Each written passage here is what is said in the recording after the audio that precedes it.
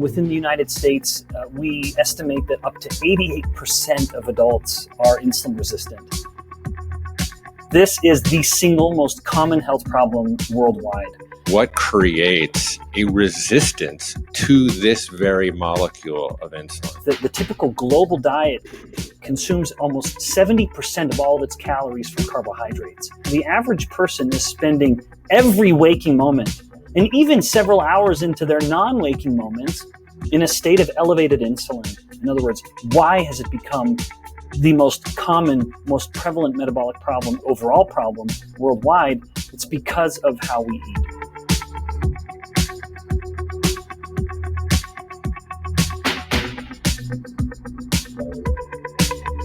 Dr. Benjamin Bikman, what a treat. Welcome to the Commune Podcast.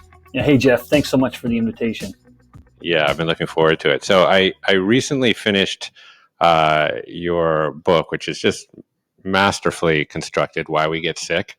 And you point clearly to this hidden epidemic that sits upstream, if you will, from so many of our most common chronic diseases. And that, of course, is insulin resistance. And this is a condition that I had personally. But it's a condition that impacts so many people, which is why it's so important. And so many people don't know about. So maybe we could just start on the ground floor and talk about insulin just as a hormone and its primary role in the body.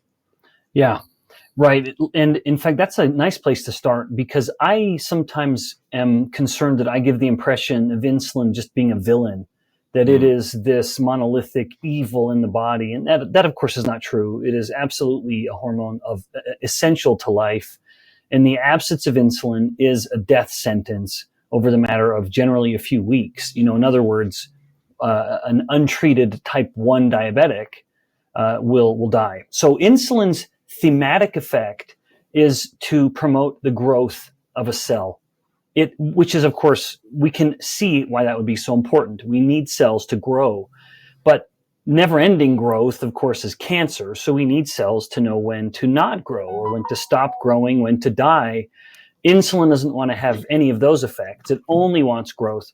And so it becomes one of the many instruments in this orchestra of endocrinology where you have some hormones, insulin being the most powerful, promoting growth, and you have other hormones, which are myriad, that are promoting, well, I don't want to say death, but promoting breakdown. And this is the balance of the word that we call metabolism. Metabolism is simply the balance between anabolic reactions or anabolism and the catabolic processes. So the building up of molecules or the breaking down of those molecules. Insulin is very, very firmly on the anabolic side, not only promoting growth, but also inhibiting breakdown.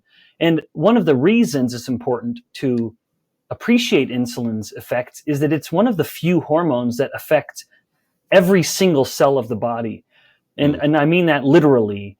It doesn't matter what the cell is. If you take it out and look at it, it will have little docks, a little receptor for insulin. In other words, a little doorway just designed for insulin to come and knock on to tell the cell to do something. Every single cell of the body will respond to insulin in some way. Thus, when we start to explore problems of insulin, we can begin to appreciate, as you alluded to, some of the incredible array of consequences. And it becomes not particularly surprising when we look at problems of the brain or problems of the bones or problems of the liver or et cetera, that are impacted by insulin resistance.